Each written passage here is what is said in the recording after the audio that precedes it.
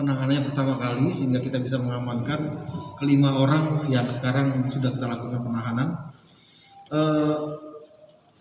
Setelah kita menerima laporan dari masyarakat tentang dia merasa tertipu dengan adanya tawaran pinjaman online, kita melakukan penyelidikan, kemudian kita dalami. Dari beberapa hasil penyelidikan kita ini kebetulan tidak satu sebetulnya, tapi yang berhasil kita dalami dan tidak berubah alamat email maupun alamat lokasinya itu hanya ini.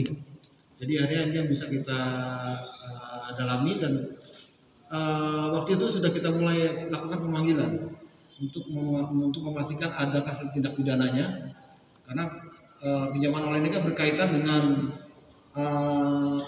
hubungan keperdatan kedua belah pihak, ada tidak seperti itu, dan ternyata kita temukan bahwa ini promosinya tidak sesuai dengan apa yang dilaksanakan, di mana yang bersangkutan minjam pertama kali itu 1.750.000, di ACC hanya 500.000, tapi yang diterima hanya 295.000. Ini sudah jelas tidak sesuai dengan promosinya.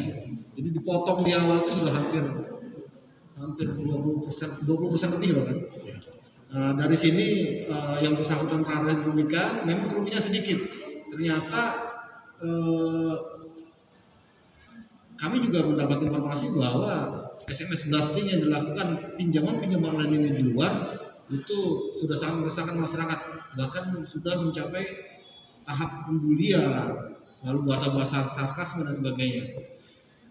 Setelah kami pastikan lokasinya di mana, kami lakukan penggerbekan.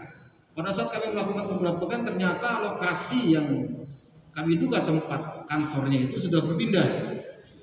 Memang nggak terlalu jauh, yang awalnya di ruko pindah ke rumah sewaan. Kami gerebek rumah sewaannya, lalu kami dapatkan kelima orang yang di belakang kami ini. Sebetulnya ada beberapa, tapi yang lain hanya tukang-tukang bersih dan kuli bangunan. Inilah yang kita minta keterangan. Saudara E, saudara R, saudara B, saudara C, dan saudara S. Ada 5 orang yang kita lakukan penahanan, di mana barang bukti yang kita hadapi di depan ini adalah alat-alat mereka. Dan ternyata setelah kita dalami, mereka ini bekerja seperti robot, ada pengendalinya. Jadi kalau misalnya sudah ACC, lalu ada transfer uangnya sudah masuk, nanti kalau ada penagihan segala macam, mereka hanya tugasnya menjalankan perintah. Alat-alat di depan ini hanya mereka tukar kartu, lalu pakai laptopnya SMS jalan berangkat, sekali SMS mungkin mencapai 1000 nomor yang di SMS, kira-kira seperti itu. Termasuk juga penagihan-penagihan dan promosi-promosinya. Yang kami ungkap di sini ini di bagian penagihannya atau debt collectornya, divisi debt collector. Jadi ada 3 divisi sebetulnya di mereka ini. Yang pertama adalah divisi promosi, kedua divisi ACC, dan ketiga adalah divisi debt collector ini.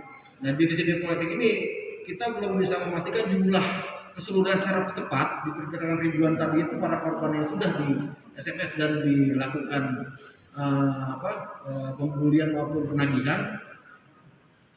Ini perlu pendalaman lagi, dan kita sudah kerjasama dengan ahli digital forensik Mabes Polri untuk mengakses ke dalamnya. Ini ada apa saja di dalam. Dari ini ternyata siapa yang mengendalikan adalah kedua warga negara Tiongkok yang sedang kami lakukan pengejaran tadi, seperti disampaikan. Itu bisnis proses yang kita dalami dari para tersangka ini. Dan selanjutnya proses tetap akan kita lakukan dan semoga tidak ada lagi korban dari masyarakat. Yang terpenting lagi adalah bahwa pinjaman online ini atau bahasa kerennya financial technology melalui peer-to-peer lending itu banyak yang legal, tapi lebih banyak yang ilegal. Jadi harus lebih hati-hati di masyarakat untuk menyikapinya, jangan sampai terjadi hal-hal yang tidak kita inginkan. Bagaimana cara menentukannya? Silahkan buka saja, dan selalu ada sosialisasi dari saudara rekan-rekan kita di OJK tentang. Jangan lupa subscribe ya.